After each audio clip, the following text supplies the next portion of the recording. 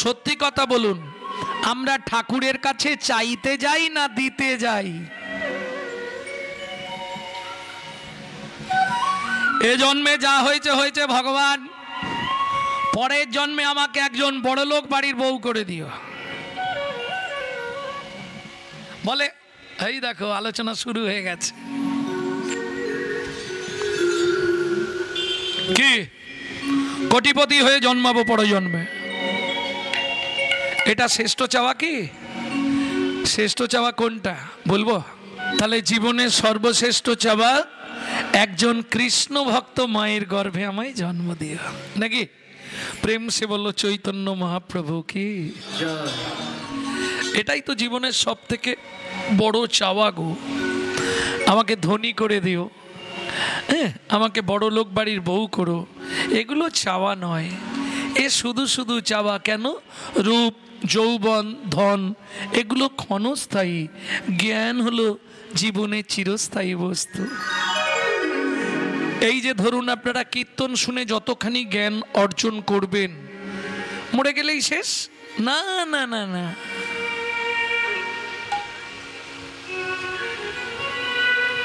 জীবনেও শেষ হবে না। কেউ চুরিও করতে পারবে না, কেউ কেড়েও নিতে পারবে না। ও আপনার ভেতরে জ্ঞানটা নেয় কে? দেহ নেয়নি জ্ঞান, জ্ঞান নেয় আত্মারাম। ও যার শরীরে ঢুকবে গিয়ে, যেখানে গিয়ে আবার দেহ পাবে, ও সেইখানে ওই জ্ঞান নিয়েই জন্মাবে। 7টা জন্ম থাকবে। পারমার্থিক জ্ঞান জন্মতে না সপ্তমা, 7 জন্ম এই জ্ঞান তোমার থাকবে। দেখেন নি এইটুকুটুকু বাচ্চা ছেলেরা ভাগবত পাঠ করছে কি করে? পূর্বজন্ম। সব সময় জানবেন ভগবানের থেকেও ভগবানের নামের জোর অনেক বেশি। তাহলে চৈতন্য মহাপ্রভুর ভাড়ার ঘরটা কোথায় ছিল? ছিল গোলকে, এলো এলোকে, ও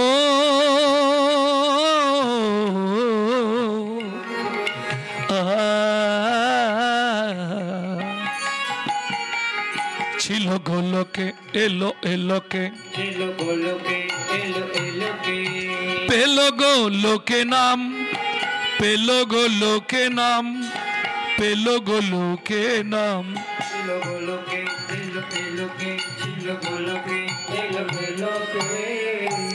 গোলকের গোপন প্রেম,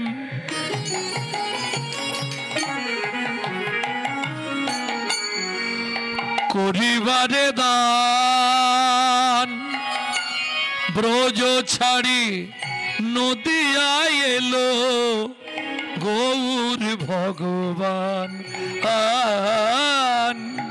ব্রজ ছাড়ি নদিয়ায় এলো গৌর ভগবান। ও প্রভু, রাস্তায় রাস্তায় হরিনাম করে বেড়াচ্ছ কেন? কাকে খুঁজছো? আমাদেরকে তুমি দিয়ে দাও, তোমার কাছে যার নাম আছে। মহাপ্রভু বললে ওইভাবে তো আমি কাউকে নাম দিই না। কিভাবে দেবে তাই বললো? পাইকারে নাম দেবই আমি, পাইকারে। এখন হাটে গিয়ে কেউ যদি 1 কেজি মাল চাই দেবে? সে তো পাইকারি মার্কেট। কি 1 কেজি 500 250 দেবে কি? ওটা খুচরো দোকানে কিনতে হবে, যেখানে বস্তা বস্তা মাল সাপ্লাই। সেখানে গিয়ে যদি বলেন দাদা 500 কাঁচা লঙ্কা দিন, তো বলবে একে মার, একে বের কর এখান থেকে। তা প্রভু তুমি দাও আমাদের। মহাপ্রভু বলছে দেব তো পাইকারে, খুচরো দিই না পাইকারে, না না পাইকারে, পাইকারে। একে বলে তত্ত্ব। তত্ত্ব মানেই বাঁধাকপি, ছাড়ালেই বেরোবে। নাম দেবার ইচ্ছা আছে কিন্তু খুচরো নয়, পাইকারে।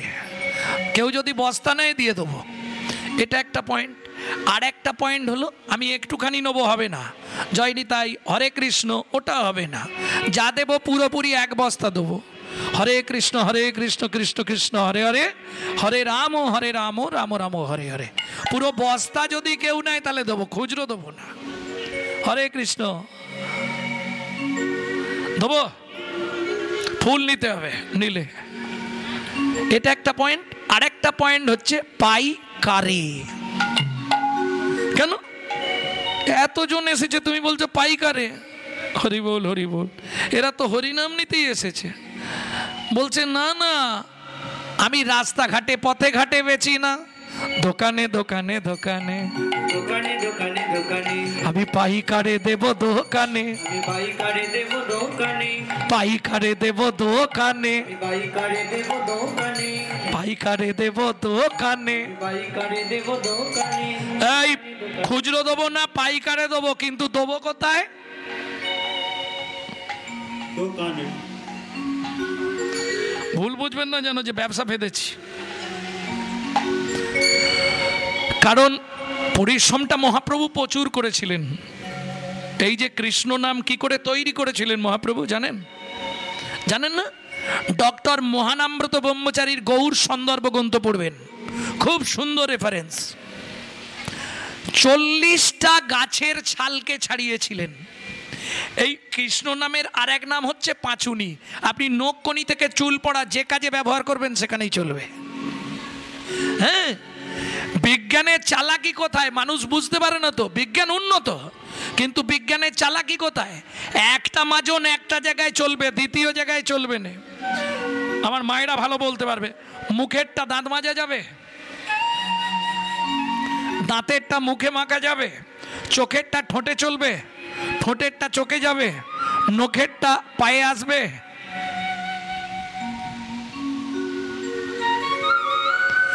একটা মাজন একটা জায়গায় ব্যবহার হবে, এটাই বিজ্ঞানের চালাকি। শ্রীবাস অঙ্গনের মাটিতে মহাপ্রভু যে মাজন তৈরি করলেন, একটা মাজনে 8টা উপকার। গাড়ি যখন ঠেকেছি 1-2 পেটি বেচবো,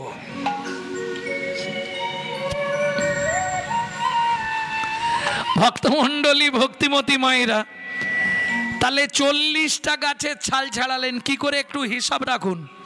প্রথম নিলেন বড় বড় 4টি গাছ, ঋক, সাম, যজু, অথর্ব, চতুর্বেদ। তারপরে নিলেন 6টি গাছের ছাল। 6টি কি? দর্শন, ষড় দর্শন, সাংখ্য দর্শন, পতঞ্জলি দর্শন, যোগ দর্শন, প্রায়ুত দর্শন, 6টা দর্শন। তারপরে নিলেন 12টি উপনিষদ। তারপরে নিলেন 18টা পুরাণ। কটা হলো? 40 হয় না? হয়ে গেছে? আমি কিন্তু হিসাব করিনি, হিসাব করেছেন তো? 40 হয়েছে? 6 4 10 12 22 18 40। কেন 40টা নিলেন? কেন? জীবের পরমায়ু 40 বছর, যার জন্যে 40টা গাছের ছাল ছাড়িয়ে পাঁচুনি তৈরি করলেন। এবার বলি, বিভিন্ন গাছের ছাল বিভিন্ন টেস্ট, ওটাকে একটা টেস্টে আনতে হবে। কি করতে হবে? মিঠা দিতে হবে, মিঠা। 13 বছর ধরে একটা মৌচাক ভগবান নিজে সৃষ্টি করেছিলেন, যার নাম হলো গীতামৃত মধু। সেই গীতামৃত মধুকে মিশিয়ে তৈরি করলেন কি? শ্রী চৈতন্য মুখোদ্গীতনাথ হরে কৃষ্ণ ইতি বর্ণকা। বোঝা গেল? এই সৃষ্টি করলেন কৃষ্ণ নাম। ভক্তমণ্ডলী ভক্তিমতী মায়েরা, তাহলে নাম সৃষ্টির রহস্য বুঝে নিলেন। এইবার চলুন, উদ্বৃত্তং বুঝে নিয়েছেন, নৈবৃত্তং। আমাদের নিত্য প্রয়োজন কি? বেঁচে থাকতে গেলে 4টে জিনিস প্রয়োজন: আহার, নিদ্রা, বিহার, মৈথুন। এখন 2টো বাদ দিলে বেঁচে যাব, কিন্তু 2টো কম্পালসারি চাই। ও কি সাধু আর কি ঋষি। গুছিয়ে খেতে হবে আর মন ভরে ঘুমাতে হবে। একটা বাদ পড়ে গেলে শরীর ঠিকঠাক থাকবে না। শরীরটা আমার ম্যাচ ম্যাচ করছে, বুঝতে পারছো নি? কেন? একটা ঠিক ছিল, একটা ঠিক ছিল নি। ওপরটা খুব গরম তো, দুপুরে আর ঘুম হয় না। কিন্তু সেবাটা জোরদার দিয়েছে কমিটি, বাপরে বাপ। একদম গুছিয়ে। নিতাই গৌর হরি বল। কারণ 14 বার তারক প্রভু তো ফোন করেই যাচ্ছে, খাওয়া হয়েছে কিনা, শুয়েছেন, শুতে পেয়েছেন কিনা। জয় রাধে। ওই একটা মানুষ বটে।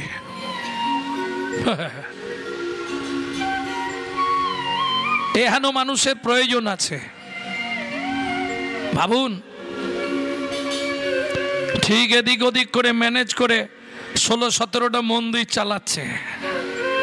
কি এটা একটা ব্রেন থাকতে হবে, বিরাট ব্রেন। হ্যাঁ, তারপরে বেকার সময় দিতে পারে তো, যেটা আপনি আমি পারবো না। আমরা তো বউ বাচ্চার পিছনে তা দিতে শেষ, পা ফেলতে হিসাব করে চলি কত টাকা আসবে। ওনার তো তা নেই, দুদিন এখানে থেকে প্রচার করতে হবে, উনি বসেই থাকবে। নিতাই গৌর হরি বল।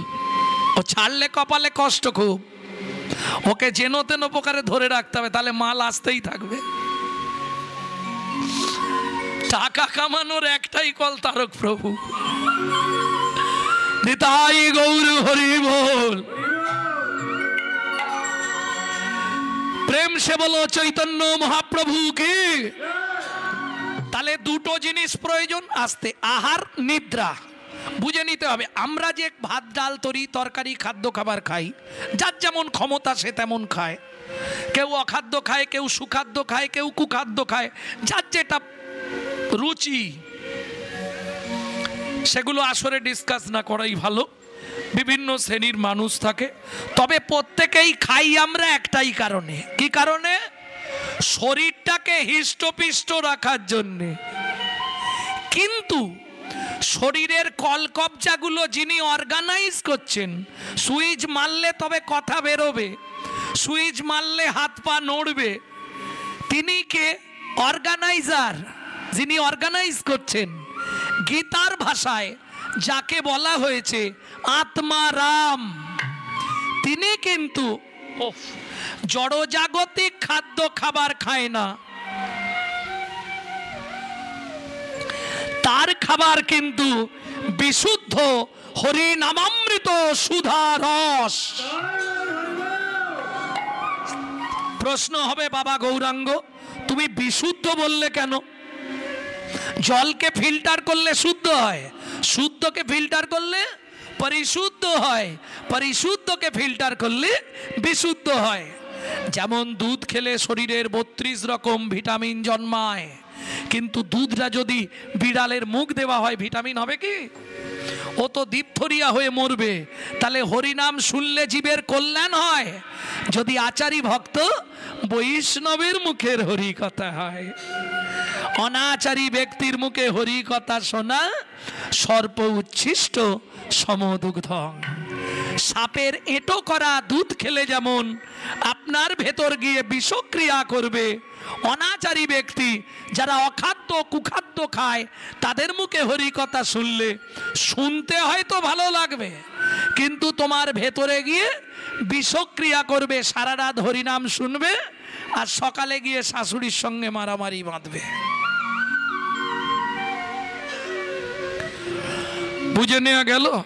তাহলে নৈবেদ্যং আমার কি প্রয়োজন? নিত্য চৈতন্য চরিতামৃত যখন লিখছে, ভালো করে শুনে নিন, দুদিকে দুটো বই, তালপাতার দুদিকে দুটো লেখা, মাঝখানে পুঁথিতে লিখছে কৃষ্ণদাস। একবার করে কালিতে কলমটা ডোবায়, আবার লেখে। কি দেখে? বাঁ দিকে রয়েছে মুরারি গুপ্তের কর্চা, ডান দিকে রয়েছে গোবিন্দ ঘোষের কর্চা।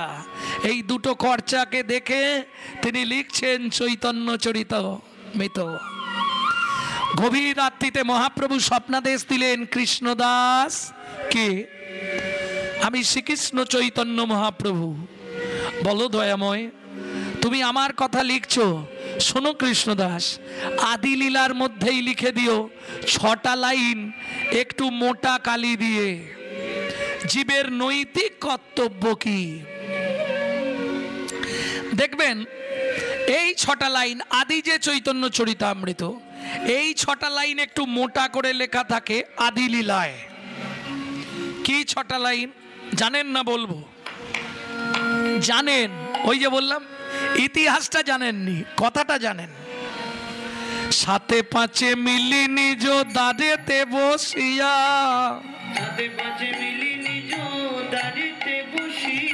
কীর্তন করো সবে করতালি দিয়া। ও প্রভু কি গাইবো আমরা? 16 নাম 32 অক্ষর হয় মহামন্ত্র,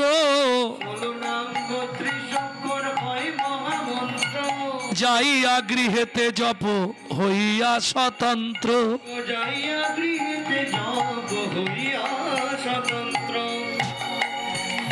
আচ্ছা প্রভু, আমরা তো কলির জীব, কোনো নিয়ম আছে?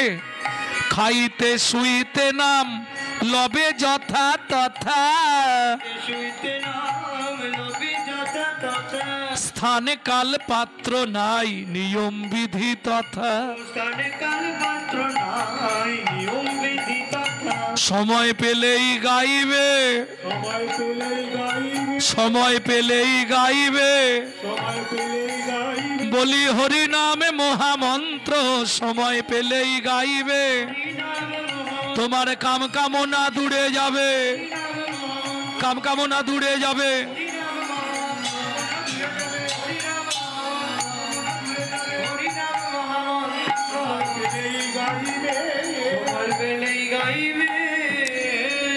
তাহলে নৈবিত্তং কমপ্লিট, বাকি আছে বৃত্তং। বৃত্তি মানে কর্ম।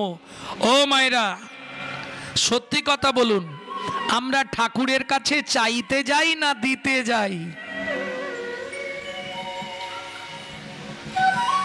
এ জন্মে যা হয়েছে হয়েছে ভগবান, পরের জন্মে আমাকে একজন বড়লোক বাড়ির বউ করে দিও। বলে এই দেখো আলোচনা শুরু হয়ে গেছে। কি কোটিপতি হয়ে জন্মাবো পর জন্মে, এটা শ্রেষ্ঠ চাওয়া? কি শ্রেষ্ঠ চাওয়া কোনটা বলবো? আবার যদি আসি দয়াল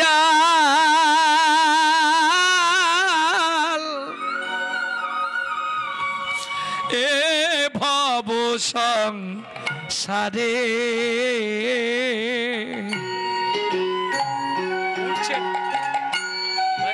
আবার যদি আসি দয়াল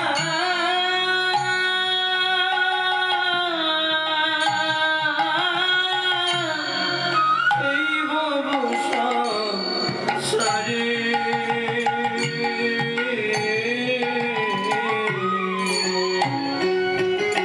কি গো চাই?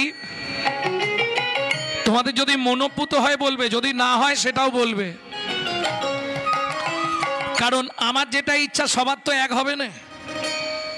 কি চাইবো? একজন কৃষ্ণ ভক্ত মায়ের গর্ভে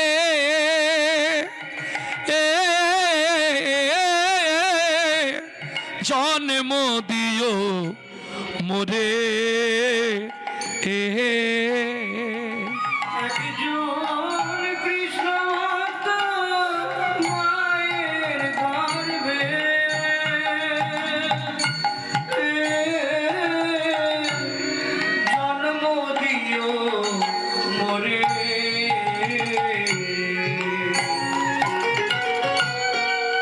আপনারা নিশ্চয়ই জানেন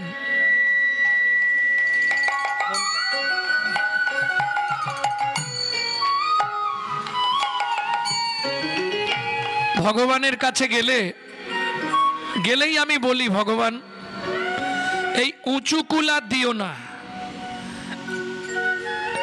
ব্রাহ্মণ কুল আমি চাই না। কেন? আমাকে কোনো শিডিউল বেল্টে জন্ম দিও। বিশ্বাস করুন, আমার কথা বলছি। হাড়ি মুচি ডোম কেওড়া কেন চাই জানেন? আমি মুচি হয়ে সুচি হব,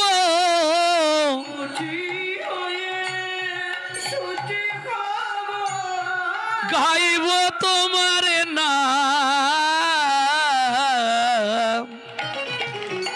তোমার মতো নেই কো আপন জন। দয়াল তোমার মতো নেই গো আপন জন।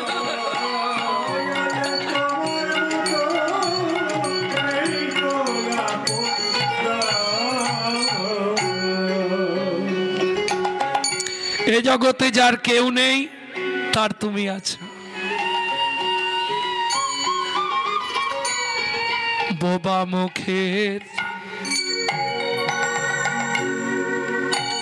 এই গানটা আমি সেই দিন থেকে গাইছি। কোন দিন জানেন? গেলবার বহুলা অষ্টমীতে রাধাকুণ্ডে গেছিলাম স্নান করতে। তো এক ভদ্রলোক পিছনে দাঁড়িয়ে দাঁড়িয়ে শুধু ঠেলছে। রাত্রি 12টায় স্নান তো, এবারে 8 লক্ষ লোক হয়েছিল। এবার যদি মুখ থুবড়ে পড়ি তো বাঁচা যাবে না। তাই বললাম, বাবু আপনি এক কাজ করুন, আপনি আগে স্নান করুন, আমি পরে করব, যান। বলছে না না, আমি আপনাকে ধরে স্নান করব। কেন আমাকে ধরে স্নান করবেন কেন? সত্যি বলছি, আমার দুটো চোখই ব্লাং। দু চোখে দেখতে পাননি না। কোথা থেকে আসছেন? লগ্ন থেকে। কার সঙ্গে এসেছেন? বলে একা। রাধাকুণ্ডে স্নান করব, খুব আশা ছিল, একা চলে এসছি। ভাবুন এটা কি সম্ভব? বোবা মুখের ভাষা তুমি,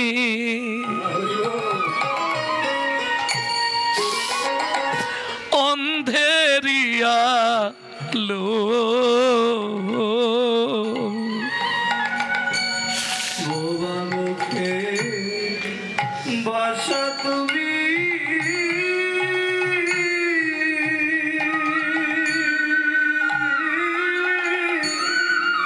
অন্ধেরিয়া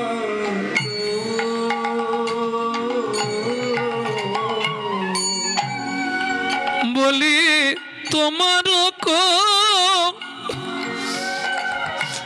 রুনা দয়াল আহাল তার উপরে ঢালো। ও বলি তোমার করুণা দয়া,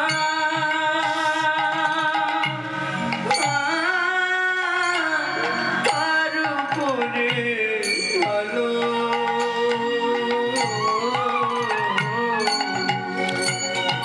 ওগো অপুত্রের পুত্র তুমি,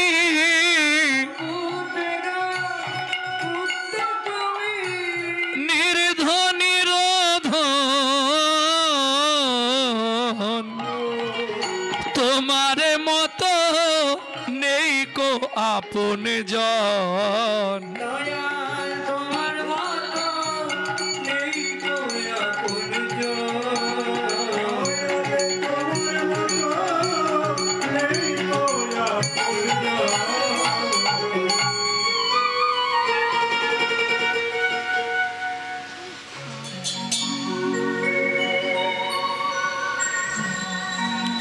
তাহলে জীবনের সর্বশ্রেষ্ঠ চাওয়া একজন কৃষ্ণ ভক্ত মায়ের গর্ভে আমায় জন্ম দিও, নাকি? প্রেম সে বললো চৈতন্য মহাপ্রভু কি। এটাই তো জীবনের সব থেকে বড় চাওয়া গো। আমাকে ধনী করে দিও, হ্যাঁ, আমাকে বড় লোক বাড়ির বউ করো, এগুলো চাওয়া নয়। এ শুধু শুধু চাওয়া কেন? রূপ যৌবন ধন এগুলো ক্ষণস্থায়ী, জ্ঞান হলো জীবনের চিরস্থায়ী বস্তু। এই যে ধরুন আপনারা কীর্তন শুনে যতখানি জ্ঞান অর্জন করবেন, মরে গেলেই শেষ? না না না না,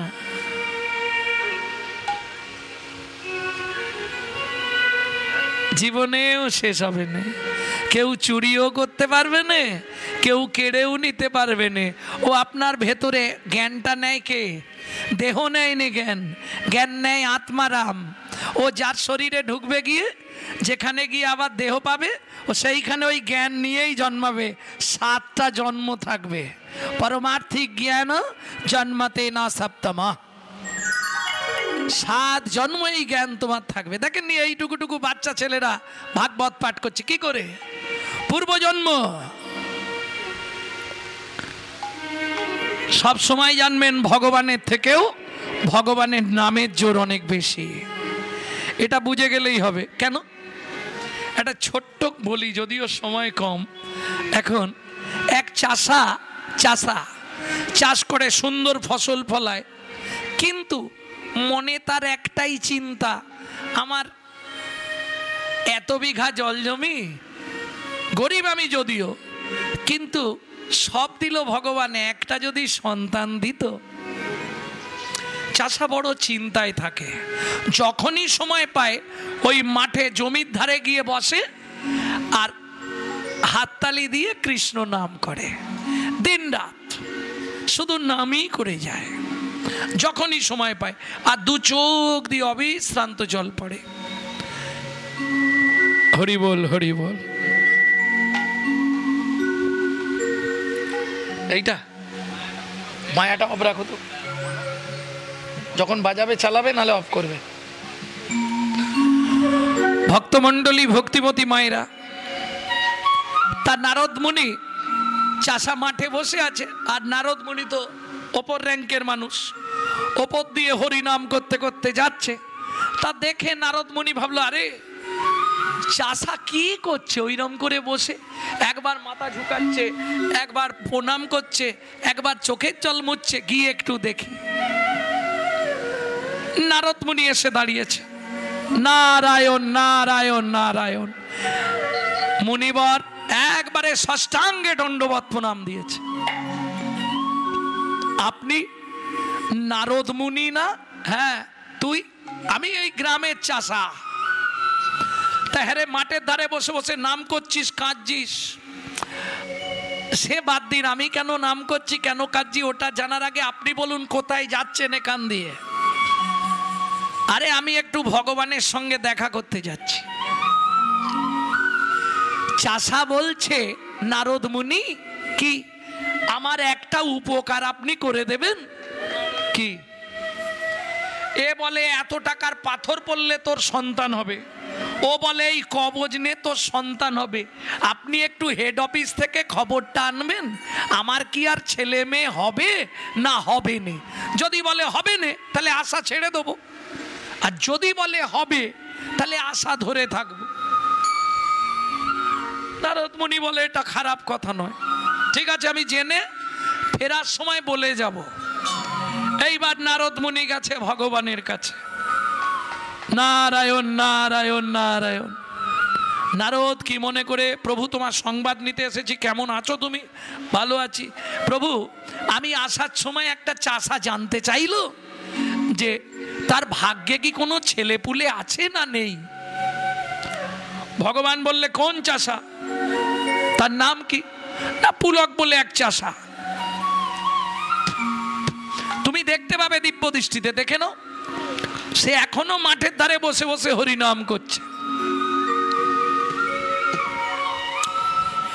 ক্ষণেক চিন্তা করে ভগবান বলল, নারদ কি যাবার সময় বলে দাও এ জন্মে আশা ছেড়ে দিতে, আর হবে না।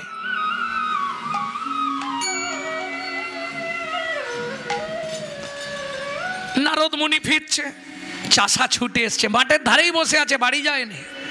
মুনিবর কি বললো আপনার ভগবান? বললে, চাষা রে, তুই দুঃখ পাস না, এ জন্মে তোর সন্তানাদি হবে না।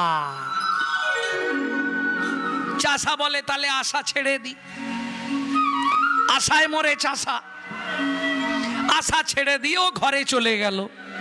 ঠিক তার 3 দিন পরে এক সাধু যাচ্ছে পথ দিয়ে, আসতে চিমটা বাজাতে বাজাতে, সাধুদের চিমটা থাকে জানেন তো, চিমটা বাজাতে বাজাতে সাধু যাচ্ছে আর মুখে বলছে, এক রুটি দেগা তো এক লড়কা হোগা, এক রুটি দেগা তো এক লড়কা হোগা।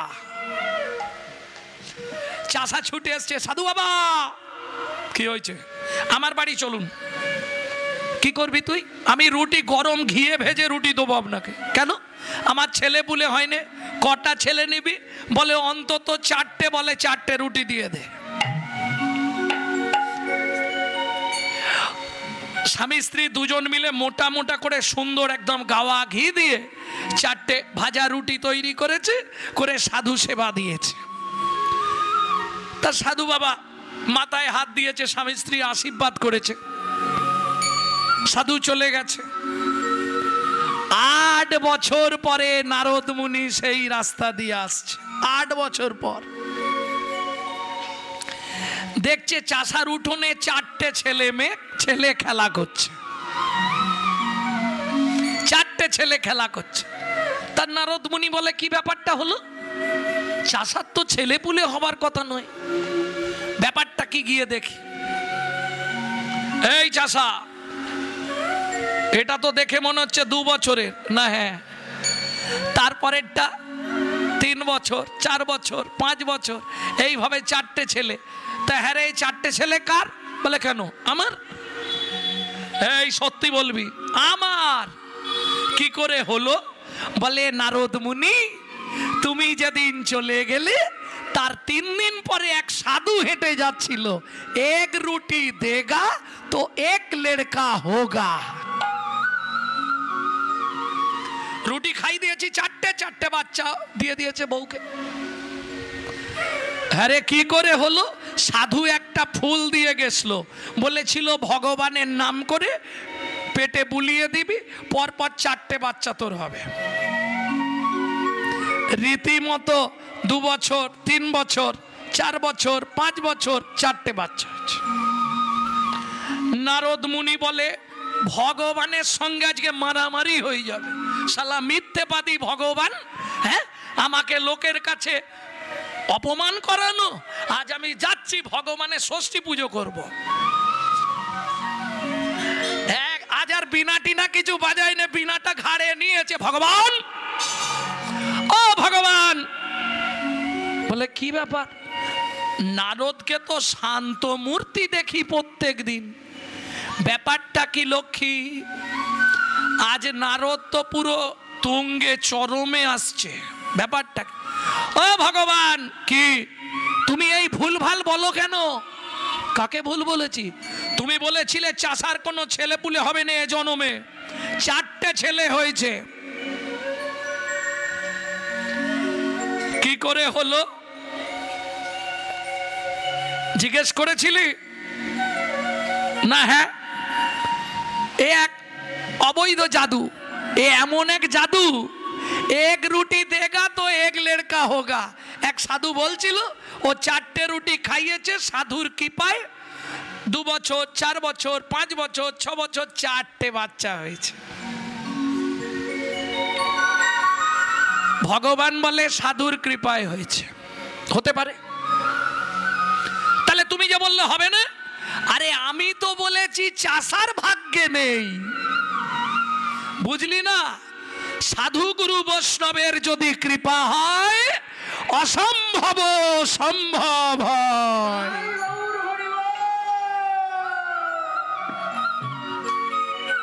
অতএব কৃপাটা পেতে হবে। তুমি যত সাধন ভজন করো, যতক্ষণ কৃপা না হবে ততক্ষণ তোমার কোনো লাভ নেই। কয়লা হয় ময়লাহীন, একবার আগুন ছুলে তাই, একবার আগুন ছুলে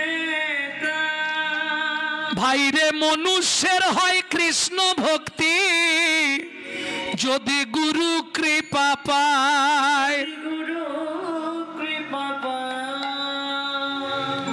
বুঝে নেওয়া গেল ভক্তমণ্ডলী, ভক্তিমতী মায়েরা। তা আমাদের নৈতিক কর্তব্য হরি নাম অমৃত পান। বৃত্তং, বৃত্তি মানে কর্ম বা কর্তব্য। কি কর্তব্য করব আমরা? কি গো, নিত্য কর্তব্য কি আমাদের? আমি বলছি নি যে তুমি মালা তিলক করে রাস্তায় রাস্তায় ঘোরো, পারবে না। কেন? হিন্দুদের চরম শত্রু হিন্দুরা নিজেরা। হ্যাঁ গো, বিশ্বাস করো, তুমি যদি তিলক মালা করো, দেখবে পাশের বাড়িতে আলোচনা করবে, হা হা হা করে হাসবে। দেখেছিস হারানের বউ আবার ভক্ত সেজেছে দেখ।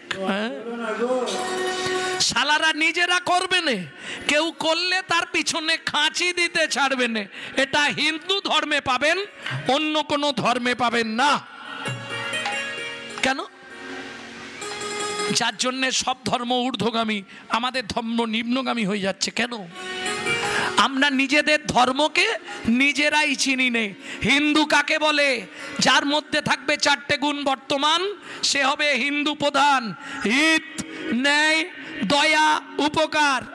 হিত, ন্যায়, দয়া, উপকার। 4টের প্রথম অক্ষর নিয়ে নিন, আপনার বানান দাঁড়াবে হিন্দু। বোঝা গেল? এইবার বলুন, সারা দিনে কত হিত করেন? কতজনের হিত করেন সারাদিন? ন্যায়, কতক্ষণ ন্যায়ের পথে আমরা চলি? কাকে দয়া করি? কার উপকারে লাগি? নিজেরটা আগে বুঝি, পরের ভাষাটা আর বলবো নি, থাক। নিজের ছাড়া কারো বুঝবো না, শুধু নিজেরটা বুঝতেই ব্যস্ত। তাহলে কি হিন্দু হবে? কি? তাহলে ধন্য ধন্য কলিযুগ সর্বযুগ সার। দুবার ধন্য কেন? ধন্য কলিযুগ বলতে পারতো, দুবার কেন ধন্য বললে? প্রথম কলিযুগটা ধন্য, আর দ্বিতীয় কলিযুগের মানুষগুলো ধন্য। কেন? যে যুগে শ্রী চৈতন্য অবতীর্ণ, হেলায় শ্রদ্ধায় অবহেলায় যে বা একবার লয় নাম, কি করে? প্রভু তারে দেখায়, তারে নিয়ে যায় কোথায়? যুগল ব্রজধাম। যে যেমন করে, দেখে খাও, না দেখে খাও, চোখ চেয়ে খাও, চোখ বন্ধ করে খাও, আলোতে খাও, অন্ধকারে খাও, হেসে খাও, কেঁদে খাও, শুয়ে খাও, বসে খাও, দাঁড়িয়ে খাও। নিম পাতা যে অবস্থায় খাবে তিতো লাগবে, হরিনাম যেমন তেমন করে বলবে, তাতেই কাজ হবে। প্রেম সে বলো চৈতন্য মহাপ্রভু কি। এইটাই হরিনামের গুণাবলী, যেমন তেমন করে বললেই কাজ হবে। বুঝতে হবে ভক্তমণ্ডলী, ভক্তিমতী মায়েরা, চলুন তাহলে ধন্য ধন্য কলিযুগ সর্বযুগ সার। কেন? ধন্য কলি জীব ধন্য, ধন্য কলির যুগ ধন্য, যে যুগে আমার শ্রী চৈতন্য অবতীর্ণ। কখন অবতীর্ণ হলেন মহাপ্রভু? ধর্মলুপ্ত দেশ বিচিত্র ছিল গুপ্ত চিরকাল, নদিয়ায় এসে গৌরবেশে প্রচারিল সচির দুলাল। নদিয়ায় এসে গৌরবেশে প্রচারিল সচির দুলাল। ধ্যানের তত্ত্ব, জ্ঞানের তত্ত্ব, কর্মের তত্ত্ব এক করি। ধ্যানের তত্ত্ব, জ্ঞানের তত্ত্ব, কর্মের তত্ত্ব এক করি। তিন তত্ত্ব সমন্বয়ে নাম আনিল গৌর হরি। বুঝলেন না কথাটা? না, ধ্যানের তত্ত্ব, সত্য যুগে ধ্যান, ত্রেতা যুগে যজ্ঞ, দাপরে পরিচর্যা। ধ্যানের তত্ত্ব, জ্ঞানের তত্ত্ব, কর্মের তত্ত্ব এক করি। তিন তত্ত্ব উদ্ভাসিতে প্রকাশিল গৌর হরি। আস্তে আস্তে আছে ভক্তমণ্ডলী, ভক্তিমতী মায়েরা সেই হরিনাম করছে আর নদীয়ার পথে পথে চলেছে। হঠাৎ মহাপ্রভু থমকে দাঁড়ালেন। নিত্যানন্দ প্রভু হাতটা চেপে ধরেছে। দাদা কি হলো? দাঁড়ালে কেন? মহাপ্রভু বললে, ভাই আর সময় নেই, আমাকে এবার যেতে হবে। কোথায় যাবে তুমি? কোথায় যাবে? আমি যাব নীলাচলে, সেথা লীলা চলে।